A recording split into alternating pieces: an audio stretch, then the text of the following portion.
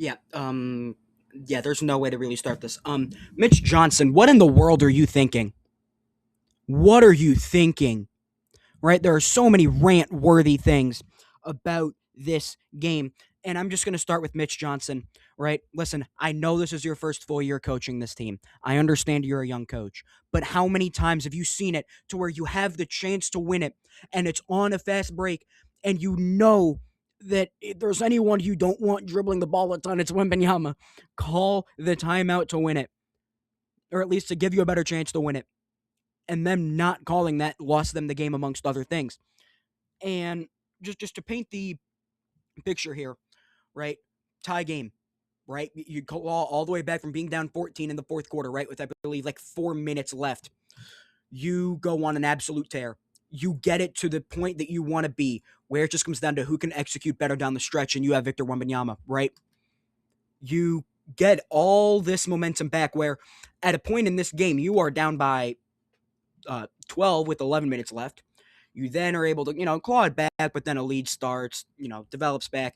12 with 6 minutes left, then make it 14 with 6 minutes left, right?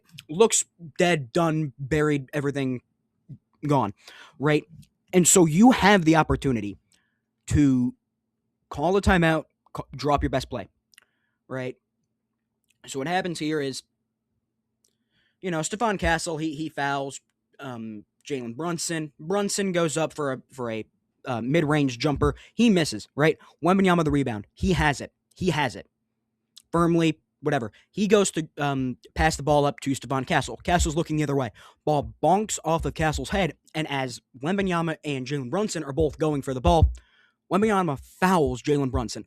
Brunson goes to the free throw line, makes the first free throw, misses the second one, and on that second free throw, in fact, there was a missed kick ball violation on Luke Cornett, which doesn't get called, even though there were two different ones there where you have one bounce off the shin and another bounce off the leg of Karl-Anthony Towns on there as well. So, a little bit interesting, but whatever, right? You do all of that. You do all of the hard work to not call the timeout to drop the best play. And I know that you get the last shot unless you have a perfect one because there's less than 13 seconds. There is 10 seconds left in the game. Perfect amount of time, right? To where you don't have enough to where you can just dilly-dally and waste time, but you also have enough to where you can run a play. You have the opportunity. You can advance the ball forward, right? Take a second off. Call the timeout. That is exactly what you have to do in that stretch. I understand that Wemby's made like a 40 or like a 30-foot three, but that isn't going to happen again. I understand having the faith in your players and wanting them to execute, but quite frankly, they played like buns. You were lucky to be in this position, and it's all because of Dylan Harper, and it's because of everyone else, and it's also in part because of Victor Wembanyama, because he clawed them back. You have the opportunity to where you can seize the momentum, and you don't call the timeout. And side note, Victor Wembanyama, they catch a lucky break. They catch a break where you're only down by one, so any shot wins it. You get a good look where you have Fox with the pick and roll from the top of the key. You get it out to Wembanyama for a mid-range J. He misses it, right? Unfortunate, whatever.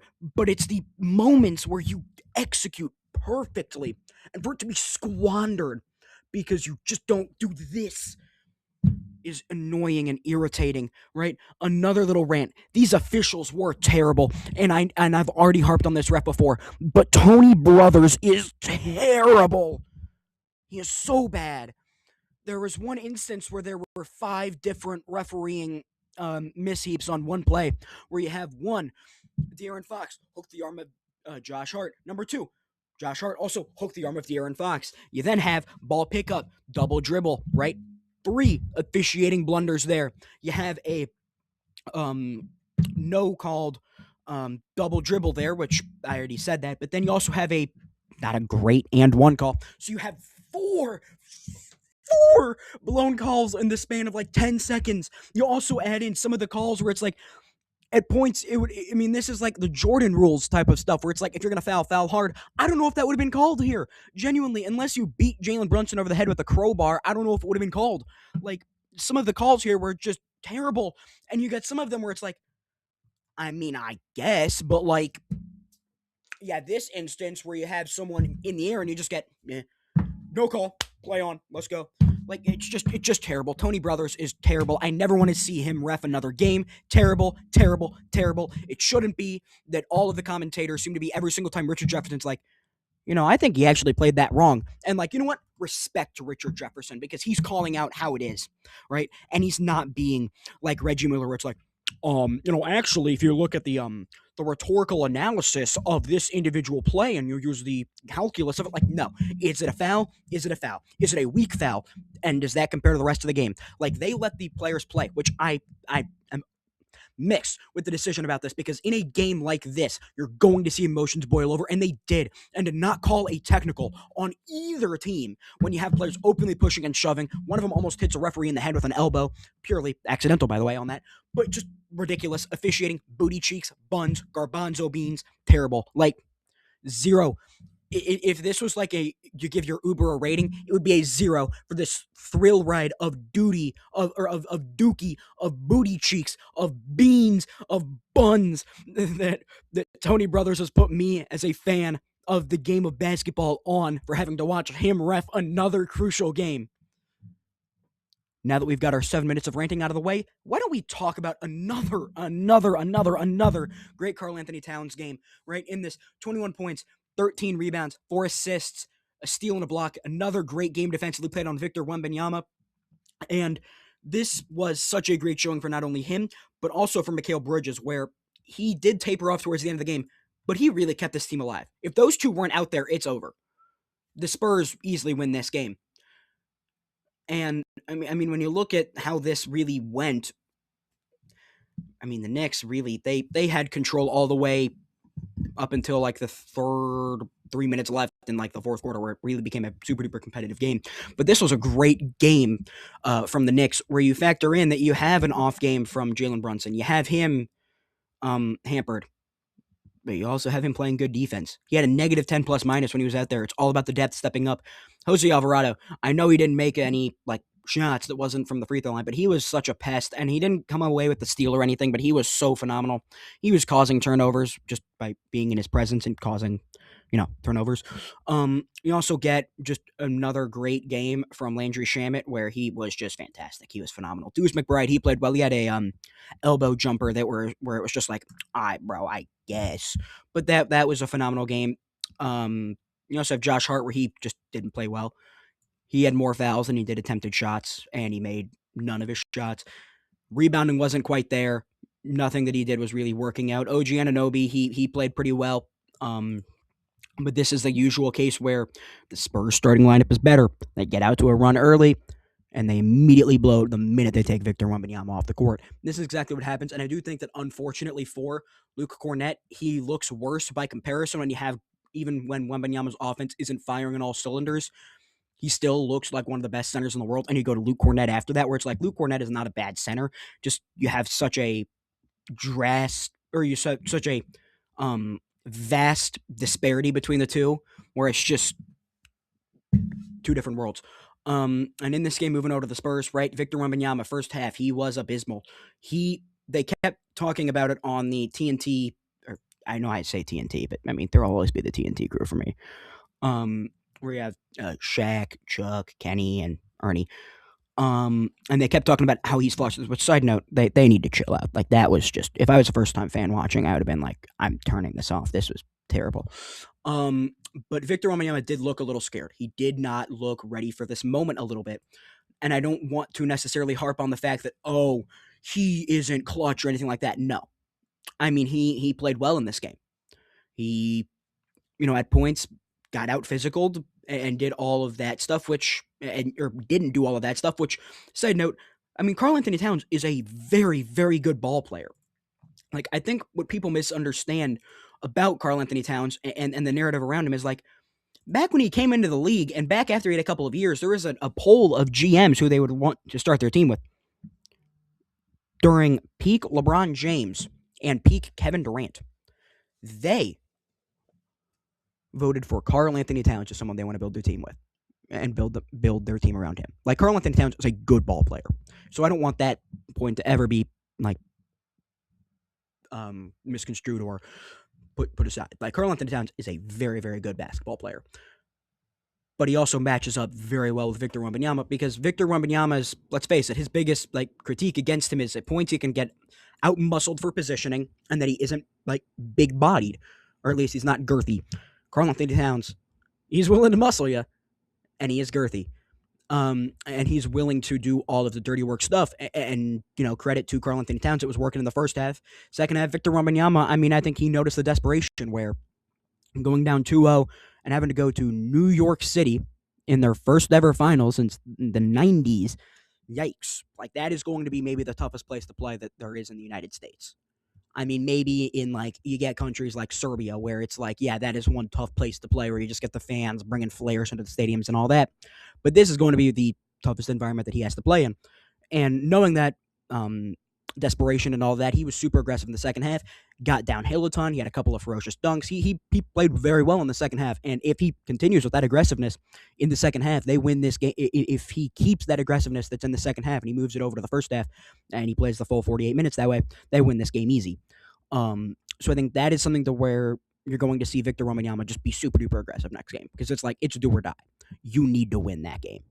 If you don't, it's over. No team has ever come back down 3-0. And I don't know if there ever will be, quite frankly, unless someone's entire team gets nuked by injuries and such. But in this, right, Wemby in the first half when it wasn't working out, you once again had Dylan Harper stepping up, as he was phenomenal. De'Aaron Fox, he stepped up after having a poor game one. He shot 8 for 12, right? He was fantastic. He was phenomenal. All of those positive adjectives. I might have to get on the thesaurus and come up with more positive affirmations that I might have to give De'Aaron Fox, because that's all of those would be fitting for the way he played this game. Julian Champagnie started off the game hot, tapered off a little bit. Devin Vassell, once again, not a great showing from him, not a bad showing either, just so-so. Stephon Castle, he did not play great, and you also want to look out for the knee injury, for the knee or ankle. It was weird. Goes up for a shot, just laying super duper awkwardly, and unfortunate. You never want to see any injury in the NBA Finals. Just unfortunate. That'll be something to monitor. Keldon Johnson, I'm out on the Keldon Johnson experience. When the man shoots, I fear that there's going to be the rim is going to be broken, because he just puts up bricks of the best of them. I'm surprised that whenever I'm looking out, to my left, when I go outside my house and I look to my left, I'm surprised there's not a new house built made from the Keldon Johnson bricks that he is putting up. Genuinely, if you took some of the bricks that Keldon Johnson was putting up, I'm sure housing costs would be down, because there'd be more houses available, because Keldon Johnson is putting up straight bricks.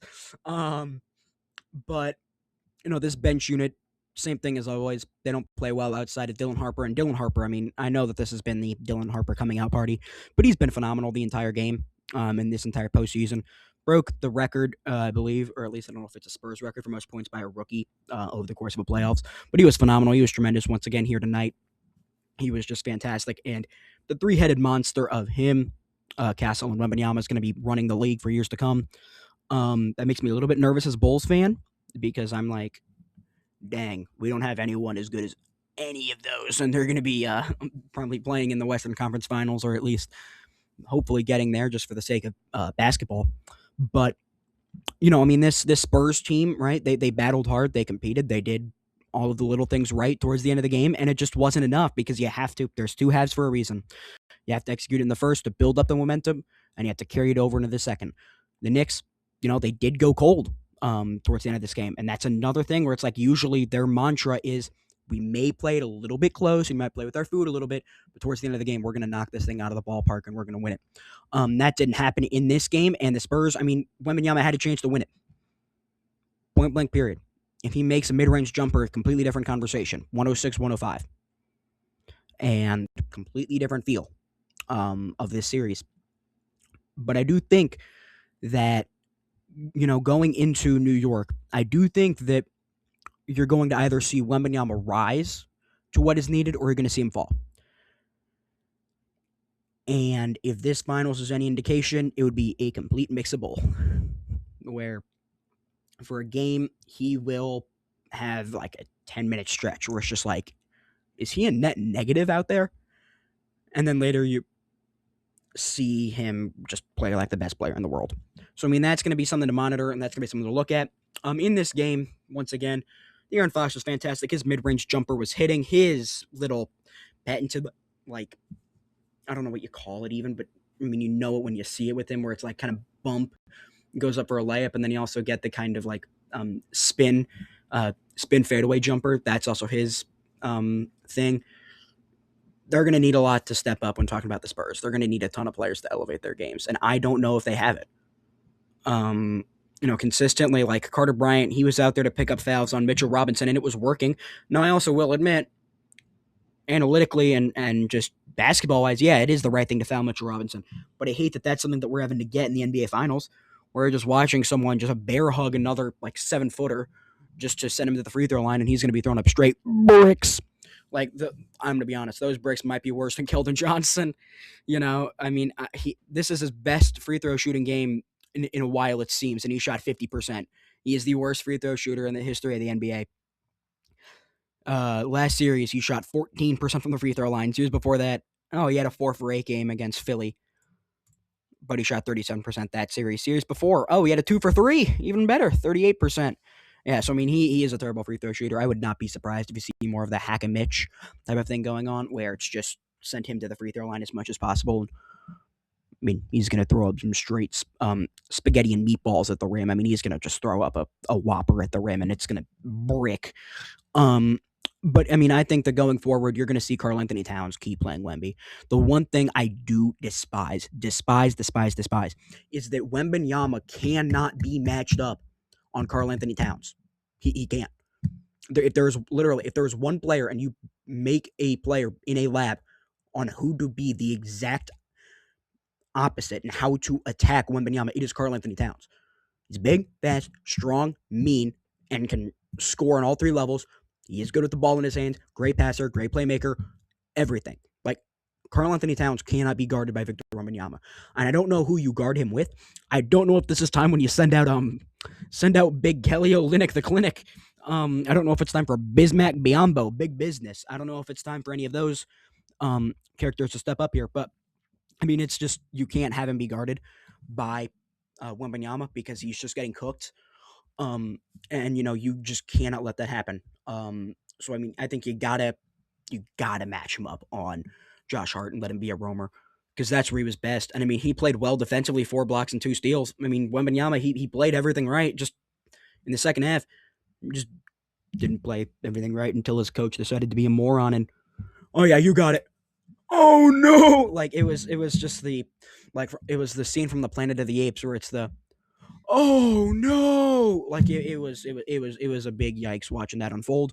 But the Knicks do come away 105-104. Let me know who you got for Game 3, Spurs or Knicks. Let me know about that in the comments down below. And while you're already down there, make sure to go ahead and subscribe, as it's absolutely crucial to the channel. We hit our goal of 50 subscribers, which I do just want to say thank you very much. Seeing the growth of the channel over this NBA playoffs, it's been absolutely fantastic to make content. I've loved doing it. I've enjoyed doing it. So make sure to go ahead and subscribe, and I will continue to keep making content. You can come back around and see some more of the awesome stuff that we put out here over at the Scoop with Coop. And since this is the Scoop with Coop, I'm of course Coop. And until next time, so long, everybody.